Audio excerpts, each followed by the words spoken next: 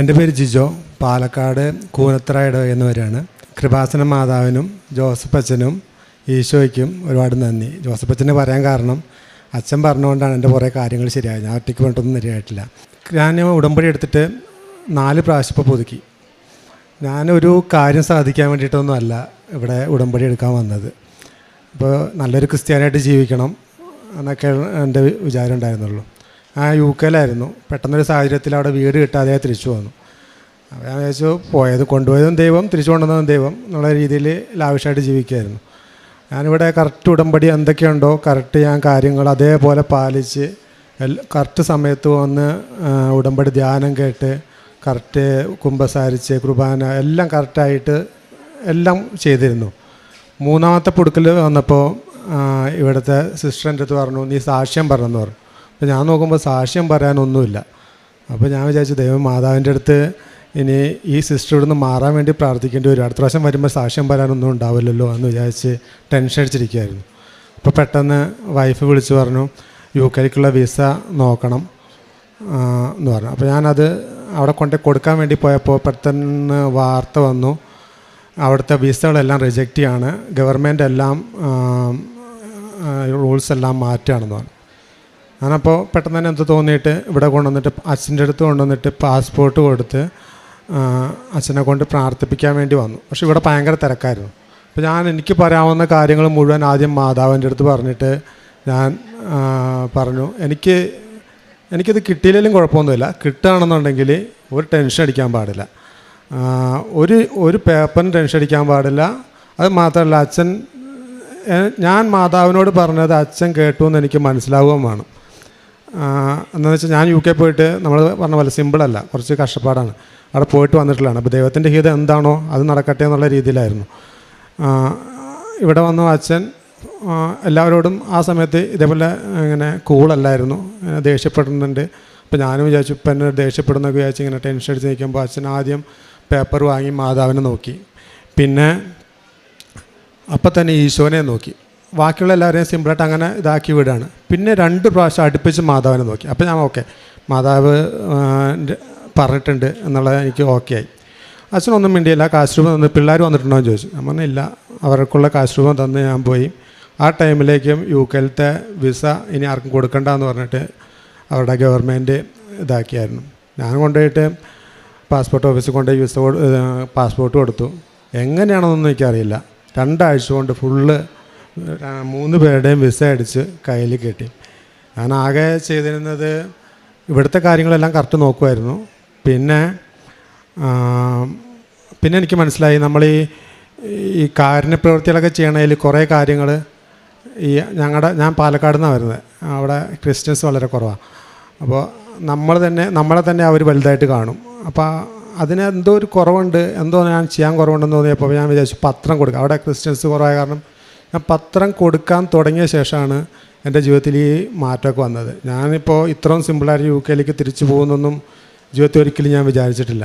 പിന്നെ ഇത് ഒരു കാരണവശാലും ഒരു മനുഷ്യനെ കൊണ്ടും നടക്കത്തുമില്ല. ഞാൻ മാതാവിനോട് പറഞ്ഞിരുന്ന കാര്യമാണ്, മനുഷ്യനെ ഇതിനെ ഇടപെടുത്തരുത്, ഈ വിസ എനിക്ക് അടിച്ച് കിട്ടാൻ വേണം, കൊണ്ടുപോകാൻ എന്നെ വിധിച്ചിട്ടുണ്ടെങ്കിൽ കൊണ്ടുപോകാൻ വേണം, അവിടെ പോയാലും ഒറ്റയ്ക്കാക്കരുത് എന്ന് വെച്ചത്. ഇതാണ് എൻ്റെ സാക്ഷ്യം. കാരുണ്യപ്രവർത്തനം എന്ന് പറഞ്ഞാൽ ഞാൻ ഇങ്ങനെ റോഡിലൊക്കെ നടന്നിട്ട് എല്ലാവരെയും ഭക്ഷണം വാങ്ങിക്കൊടുക്കുമായിരുന്നു. ഗവൺമെൻറ് ആശുപത്രിയിൽ പോവും, എല്ലായിടത്തും പോവും, പാവങ്ങളെ കണ്ട് സഹായിക്കും. അതിൽ കൂടുതലായിട്ട് പത്രം കൊടുക്കാൻ തുടങ്ങിയപ്പോഴാണ് എനിക്ക് എല്ലാത്തിലും മാറ്റം വന്നത്. അപ്പോൾ പിന്നെ പത്രം ഞാൻ ഒരുപാട് കൊടുക്കാൻ തുടങ്ങി. പിന്നെ ഇവിടെ ഞാൻ ഈ കഴിഞ്ഞ ഉടമ്പടിയിൽ ശേഷം ഇവിടെ എനിക്ക് തോന്നുന്നു 3 പ്രാവശ്യമൊക്കെ വന്നിട്ട് 10 പത്രം വാങ്ങിക്കൊണ്ടേ കൊടുത്തു. പക്ഷേ എൻ്റെ കാര്യങ്ങളൊന്നും ഞാനല്ല ചെയ്യുന്നത്, പിള്ളേരുടെ കാര്യമാണ്, വൈഫിൻ്റെ കാര്യമാണ്, എല്ലാം കറക്റ്റ് നടക്കുന്നുണ്ട്. ഈശോയ്ക്ക് ഒരുപാട് നന്ദി. 1 ദിനവൃത്താന്തം 4-ാം അധ്യായം 10-ാം തിരുവചനം. ദൈവമേ, അങ്ങ് എന്നെ അനുഗ്രഹിച്ച് എൻ്റെ അതിരുകൾ വിസ്തൃതമാക്കണമേ. അങ്ങയുടെ കരം എന്നോടുകൂടെ ആയിരിക്കുകയും വിപത്തുകളിൽ എന്നെ കാത്തുകൊള്ളുകയും ചെയ്യണമേ. അവൻ്റെ പ്രാർത്ഥന ദൈവം കേട്ടു. ജിജോ എന്ന ഈ മകൻ തൻ്റെ ഉടമ്പടി ജീവിതത്തിൽ ലഭിച്ച വലിയൊരു അനുഗ്രഹത്തെ അമ്മയുടെ തിരുനടയിൽ സന്തോഷത്തോടെ സാക്ഷ്യപ്പെടുത്തുകയാണ്. 3 തവണ ഉടമ്പടി പുതുക്കിയിട്ട് പ്രത്യേകിച്ച് പറയുവാൻ മെച്ചമൊന്നുമില്ലാതെ ഉടമ്പടി ജീവിതം അത് ആ ജീവിതത്തോടുള്ള വിശ്വസ്തത കൊണ്ട് നന്നായി മുന്നോട്ട് പോകുന്ന ഒരു രീതിയെക്കുറിച്ചാണ് സഹോദരൻ പങ്കുവച്ചത്. എന്നാൽ 3-ാം തവണ പുതുക്കുവാൻ വരുമ്പോഴാണ് ജീവിത പങ്കാളി UK വീണ്ടും പോകുവാനുള്ള വിസ പ്രോസസ്സ് നോക്കണം, വിസയ്ക്ക് വേണ്ടി അപ്ലൈ ചെയ്യണം എന്നൊരു നിർദ്ദേശം കൊടുക്കുന്നത്. അവിടെ വിസ ഏതാണ്ട് ആർക്കും കൊടുക്കാതെ ഫ്രീസ് ചെയ്തിരിക്കുന്നൊരു കാലം. ബാഹ്യമായ സാഹചര്യങ്ങൾ പൂർണ്ണമായും എതിരാണ്. എങ്കിലും അമ്മയുടെ ഉടമ്പടിയിലുള്ള പ്രത്യാശയും പൂർണ്ണ വിശ്വാസവും ആ നിയോഗത്തെ സമർപ്പിക്കുവാനായിട്ട് തയ്യാറാവുന്നു. അതോടൊപ്പം അച്ഛനെ കാണുവാനുള്ള അവസരം കിട്ടുകയും ചെയ്യുന്നു. ജോസഫ് അച്ഛൻ ഈ കൈവപ്പ് ശുശ്രൂഷയിലൂടെ തൻ്റെ ഈ 40 വർഷത്തോളം എത്തിയ പൗരോഹിത്യ ജീവിതത്തിൻ്റെ തൻ്റെ ആത്മീയ കൃപകളുടെ ബലത്തിൽ അമ്മ മാതാവിൻ്റെ സന്നിധിയിലേക്ക് നമ്മുടെ ഒരു വിഷയം സമർപ്പിച്ച് പ്രാർത്ഥിക്കുമ്പോൾ പെട്ടെന്ന് അമ്മയുമായി കമ്മ്യൂണിക്കേറ്റ് ചെയ്യുവാൻ അച്ഛന് സാധിക്കുന്നു. നമ്മുടെ ജീവിതം അമ്മയ്ക്ക് ഇടപെടുവാൻ പറ്റുന്ന വിധത്തിൽ ക്ലിയർ ആണെങ്കിൽ അച്ഛൻ്റെ കമ്മ്യൂണിക്കേഷൻ നമുക്ക് ദൈവകൃപയായി പരിണമിക്കുന്നു. അതിനെയാണ് അച്ഛൻ ശിരസിൽ കൈവച്ച് പ്രാർത്ഥിക്കുമ്പോൾ, ക്രൂശുതിരുവം തന്ന് പ്രാർത്ഥിക്കുമ്പോൾ, ശൈത്യപൂശി ബലപ്പെടുത്തുമ്പോൾ, ഒരു കൊച്ചു കാശുരൂപം കരങ്ങളിലേക്ക് തന്ന് അത് ഉപയോഗിച്ച് പ്രാർത്ഥിക്കണമെന്ന് നമ്മളോട് പറഞ്ഞു വിടുമ്പോൾ നാം അത് പൂർണ്ണമായി ഇതെനിക്ക് ഞാനിപ്പോൾ ആയിരിക്കുന്ന ജീവിതത്തിൻ്റെ അവസ്ഥയ്ക്ക് മാറ്റത്തിന് കാരണമാകും എന്ന ബോധ്യത്തോടു കൂടിയാണ് ദൈവികമായ ശരണത്തിൽ, വിശുദ്ധിയിൽ, ഉടമ്പടി ജീവിതത്തിൻ്റെ മുഴുവൻ വിശ്വസ്തതയിലും നാം അത് ഉൾക്കൊള്ളുന്നതെങ്കിൽ നമുക്കത് അനുഗ്രഹമായി തീരുന്നത്. ഓരോ മക്കളും ഈ അൾത്താരയിൽ വന്ന് അച്ഛൻ്റെ കൈവപ്പ് ശുശ്രൂഷയിലൂടെ ലഭിക്കുന്ന അനുഗ്രഹങ്ങളെ എപ്പോഴും പറയാറുണ്ട്. സഹോദരൻ പറയുന്നുണ്ട്, ഞാൻ അമ്മ മാതാവിനോടാണ് ആദ്യം സംസാരിച്ചത്, അമ്മയുടെ അരികിൽ കാര്യങ്ങൾ കൊടുത്തു, എന്നിട്ട് അച്ഛൻ്റെ അരികിൽ ചെല്ലുമ്പോൾ എനിക്ക് അമ്മയോട് ഞാൻ പറഞ്ഞ വിഷയങ്ങൾക്ക് എനിക്കൊരു കൺഫർമേഷൻ ലഭിക്കണം, അത് അമ്മ ഏറ്റെടുത്തിട്ടുണ്ട് എന്നൊരു സൂചന എനിക്ക് കിട്ടണം. അങ്ങനെ അച്ഛൻ്റെ അരികിൽ ചെല്ലുമ്പോൾ എന്താണ് കിട്ടിയ കൺഫർമേഷൻ എന്ന് സഹോദരൻ പറയുന്നുണ്ട്. ആദ്യം മാതാവിനെ നോക്കുന്നു, അച്ഛൻ പ്രാർത്ഥിക്കുന്നു, ഈശോയെ നോക്കി പ്രാർത്ഥിക്കുന്നു, പിന്നീട് 2 തവണ മാതാവിനെ നോക്കി. ആ 2 തവണ പിന്നീട് നോക്കിയതാണ് ജിജോയെ സംബന്ധിച്ച് അത് അമ്മ മാതാവിൻ്റെ കരങ്ങളിൽ ഏൽപ്പിച്ചു, അമ്മ അത് ഏറ്റെടുത്തുവെന്ന് ഒരു ബോധ്യമായി മാറുന്നത്. പിന്നെ അതിൽ ഉറച്ച് വിശ്വസിച്ച് നിൽക്കുകയാണ്.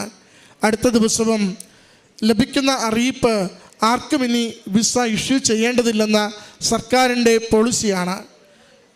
അതിനെപ്പറ്റി കൂടുതൽ ചിന്തിക്കാൻ പോയില്ല, അതോർത്ത് പേടിക്കാനും പോയില്ല. അമ്മയുടെ തിരുനടയിൽ നിന്ന് തനിക്ക് വേണ്ടി അമ്മ ഈ ഫയൽ ഏറ്റെടുത്തിട്ടുണ്ട്, തീരുമാനമുണ്ടാകുമെന്നൊരു ബോധ്യം കിട്ടുമ്പോൾ വളരെ സന്തോഷത്തോടു കൂടി സഹോദരൻ്റെയും കുഞ്ഞുങ്ങളുടെയും ആ വിസ പ്രോസസ്സ് നേരെ കൊണ്ടുപോയി സമർപ്പിക്കുകയാണ്. സഹോദരൻ പറഞ്ഞു, ഒരു ആയാസവും എനിക്കുണ്ടായില്ല, ഒരലച്ചിലും എനിക്ക് വന്നില്ല, ഞാൻ ഒത്തിരി നാൾ അതിന് പുറകെ ഓടി നടന്നില്ല. എന്ന് വെച്ചാൽ കഴിഞ്ഞ ഉടമ്പടി പുതുക്കി ഇന്ന് ഏതാണ്ട് അടുത്ത ഉടമ്പടിയുടെ കാലമെത്തുമ്പോൾ പൂർണ്ണമായിട്ടും വിദേശത്ത് പോകുവാൻ എത്തുന്ന രീതിയിൽ എല്ലാ കാര്യങ്ങളും അമ്മ മാതാവ് ക്രമീകരിച്ചു വന്ന സമയച്ചുരുക്കത്തിൻ്റെ സാക്ഷ്യമാണിത്. അസാധ്യമെന്ന് കരുതിയത് കുടുംബത്തിന് സാധിച്ചു ലഭിച്ച സാക്ഷ്യമാണിത്. വളരെ ഭാരപ്പെട്ടൊരു വിഷയം വളരെ ലഘുവായി നിസ്സാരമായി അമ്മ മാതാവിലൂടെ ഈശോ അനുവദിച്ചു കൊടുത്ത സാക്ഷ്യമാണിത്. അതോടൊപ്പം ഉടമ്പടി ജീവിതത്തോട് യാതൊരു പ്രത്യേക കാലാവസ്ഥ ചേഞ്ച് നമുക്കുണ്ടാകാതിരിക്കുമ്പോൾ നാം പുലർത്തുന്ന വിശ്വസ്തതയ്ക്ക് നമുക്ക് ദൈവം കൂടെ നിന്ന് അമ്മ മാതാവിലൂടെ നാം വിളിച്ചു പ്രാർത്ഥിക്കുന്നതിന് ഫലമുണ്ടാകും എന്ന് ഓർമ്മപ്പെടുത്തുന്ന സാക്ഷ്യം കൂടെയാണിത്. സഹോദരൻ ലഭിച്ച ഈ നന്മകൾക്കൊക്കെ നന്ദി പറഞ്ഞുകൊണ്ട് ജീവിതത്തിൻ്റെ ഏതൊരവസ്ഥയിലും ഉടമ്പടി വിശ്വസ്തയോടെ ജീവിക്കുവാൻ നമ്മളെ സഹായിക്കണമേ എന്ന് പ്രാർത്ഥിച്ചുകൊണ്ട് കരങ്ങളടിച്ച് ഈ സാക്ഷ്യം സമർപ്പിക്കാം. അത്യപൂർവ ദൈവാനുഭവങ്ങൾ ഇനി നിങ്ങൾക്കും സ്വന്തം. ഈ യൂട്യൂബ് ചാനൽ ഇതുവരെ സബ്സ്ക്രൈബ് ചെയ്തിട്ടില്ലെങ്കിൽ ഇപ്പോൾ തന്നെ സബ്സ്ക്രൈബ് ചെയ്യുക. ഈ വീഡിയോ ഇപ്പോൾ തന്നെ നിങ്ങളുടെ സുഹൃത്തുക്കൾക്ക് ഷെയർ ചെയ്തുകൊണ്ട് കർത്താവിൻ്റെ പ്രേക്ഷിതരാകുക.